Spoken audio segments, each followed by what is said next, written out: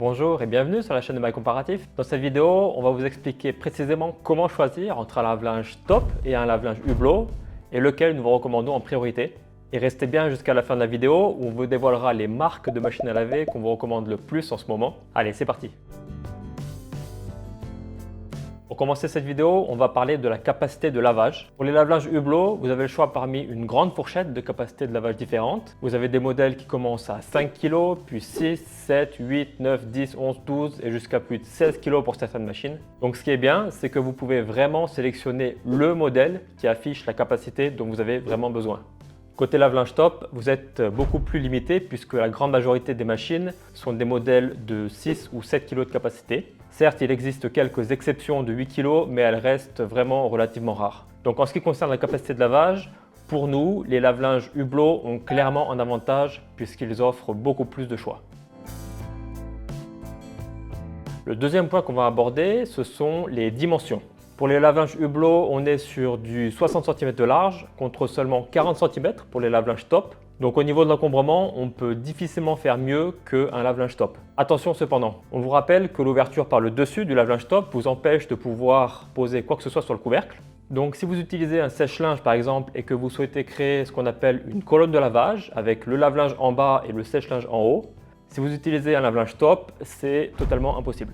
Gardez également en tête que vous ne pouvez pas installer un lave-linge top sous un plan de travail dans votre cuisine ou votre salle de bain par exemple. Et c'est parfois le seul emplacement possible où installer une machine à laver par exemple dans un petit appartement. Donc pensez à bien vérifier ça avant de passer commande pour ne pas vous faire surprendre. Alors au niveau des dimensions, lequel est le mieux? On va dire que c'est une égalité puisque les deux affichent un avantage qui pourrait intéresser beaucoup d'utilisateurs. D'ailleurs, que vous soyez à la recherche d'un lave-linge top ou d'un lave-linge Hublot, sachez que nous avons publié un comparatif des meilleurs modèles des deux types d'appareils disponibles actuellement. Pour y accéder, il suffit de cliquer sur le lien en description et vous serez redirigé vers notre site internet mycomparatif.com où on teste et compare des gros appareils électroménagers depuis plus de 7 ans maintenant. C'est gratuit, donc allez jeter un œil, ça pourrait vraiment vous intéresser. Le troisième point qu'on va aborder dans cette vidéo de comparaison lave-linge top, lave-linge Hublot, c'est la consommation d'eau et d'électricité. À première vue, on pourrait penser qu'elle est inférieure sur un lave-linge top puisqu'ils sont plus petits que les lave-linges Hublot, mais en réalité, pas du tout. À capacité similaire, c'est-à-dire en prenant un modèle top et un modèle Hublot de 7 kg par exemple, la consommation d'eau et d'énergie est exactement la même sur les deux types de machines. Donc sur ce point, on est vraiment sur une égalité et aucun des deux ne présente d'avantage significatif. Le quatrième point qui nous intéresse maintenant, c'est la facilité d'utilisation. Pour remplir le tambour, par exemple, le lave-linge top est imbattable puisque vous avez simplement à ouvrir le couvercle et verser tout votre linge sale à l'intérieur.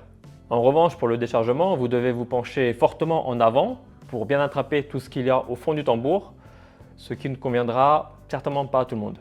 Pour le lave-linge Hublot, vous devez vous baisser dans les deux cas, chargement et déchargement, mais personnellement, on trouve ça un peu plus pratique puisque vous pouvez juste poser votre panière à linge devant le Hublot et remplir ou vider au fur et à mesure. Dans la catégorie facilité d'utilisation, on peut également parler du panneau de commande, où l'écran est en général nettement plus grand et affiche plus de choses sur les lave-linges Hublot que sur les lave-linges top. Cela vous permet de programmer un cycle de lavage ou activer différentes options beaucoup plus facilement que sur un petit écran de lave-linge top. Et pour finir sur la catégorie facilité d'utilisation, on est bien sûr obligé de mentionner le Hublot, qui est quand même bien pratique pour surveiller un peu ce qu'il se passe à l'intérieur du tambour pendant le cycle. Avec un lave-linge top, vous ne voyez absolument rien. Donc verdict pour la facilité d'utilisation, on va encore une fois dire que les deux types de lave-linge sont à égalité et que ça dépendra plus ou moins de l'utilisation de chacun. En point numéro 5, on va maintenant parler de la vitesse d'essorage et là la différence, elle est indiscutable. Pour la lave-linge top, la vitesse d'essorage maximale proposée est de 1200 tours minute et pour les lave-linges Hublot, on est sur du 1400 tours minute en standard, voire 1600 tours minute pour certains modèles haut de gamme. Donc clairement, les lave-linges Hublot sont nettement plus rapides au niveau de l'essorage. Est-ce que la différence est énorme? Non. Mais rappelez-vous que plus la vitesse est rapide, mieux le linge est essoré et plus il sèche rapidement. Donc que vous étendiez votre linge à la main ou que vous le passiez au sèche-linge, vous gagnerez pas mal de temps avec un essorage le plus rapide possible. Et notez également que si vous utilisez un sèche-linge relativement moderne, la plupart d'entre eux adaptent la longueur du cycle de séchage en fonction de l'humidité du linge qui est dans le tambour. Du linge moins humide séchera donc plus rapidement, ce qui réduira la longueur du cycle de séchage et ce qui vous fera faire de grosses économies d'électricité sur le moyen long terme.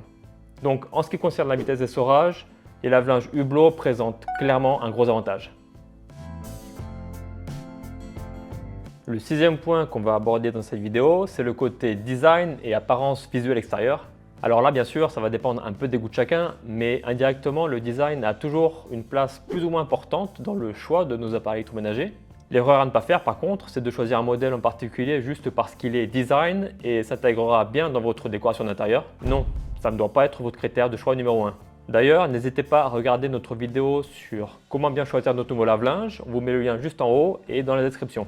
Voilà, une fois que ça c'est dit, on peut maintenant vous donner notre avis sur le look et l'apparence extérieure des lave-linges Top et des lave-linges Hublot. Bon, bien entendu, ça reste des appareils électroménagers qui ne sont pas spécialement élégants, mais quand même, je pense qu'on est tous d'accord pour dire que les machines à laver à Hublot sont un peu plus design que les lave-linges Top, et on voit même certaines marques proposer des looks modernes et minimalistes assez réussis. Donc le verdict pour la catégorie design, on va dire que c'est un avantage pour les lave-linges Hublot, mais que ce n'est pas non plus le critère de choix le plus important. Et enfin, le septième et dernier point qu'on va aborder dans cette vidéo de comparaison lave-linge Top, lave-linge Hublot, ce sont les marques et les modèles disponibles pour les deux types d'appareils. Ce qu'il faut savoir, c'est qu'en France, les lave-linges Hublot représentent plus de 65% des ventes annuelles de machines à laver, contre environ 25% pour les lave-linges Top. La différence est significative et ça se répercute directement sur le nombre de modèles que proposent les différentes marques d'électroménager. Pour les lave-linges Hublot, vous avez facilement plus d'une centaine de modèles disponibles, contre seulement quelques dizaines pour les lave-linges Top. Et qui dit moins de modèles disponibles dit choix plus limité, ce qui n'est pas toujours une bonne nouvelle quand on cherche à trouver l'appareil qui est vraiment adapté à ses besoins. Sur ce point, les lave-linges Hublot présentent donc clairement un gros avantage. Allez, maintenant, comme vous l'avez promis en début de vidéo, on va parler rapidement des marques que nous vous recommandons le plus en ce moment. Pour les appareils d'entrée de gamme entre 300 et 400 €, regardez ce que proposent les marques Indesit, Beko ou Candy. Si vous êtes plutôt à la recherche d'un modèle de milieu de gamme fiable et performant, on vous recommande les marques Samsung, LG, Whirlpool, Electrolux ou encore Bosch pour les budgets un peu plus élevés.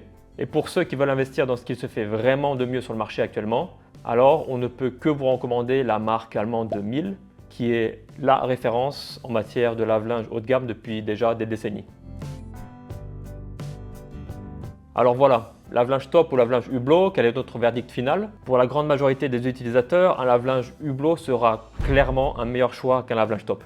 Il propose plus de capacités de lavage différentes, affiche de meilleures vitesses d'essorage, sont un peu moins moches que le lave-linge Top et vous avez le choix parmi largement plus de modèles différents.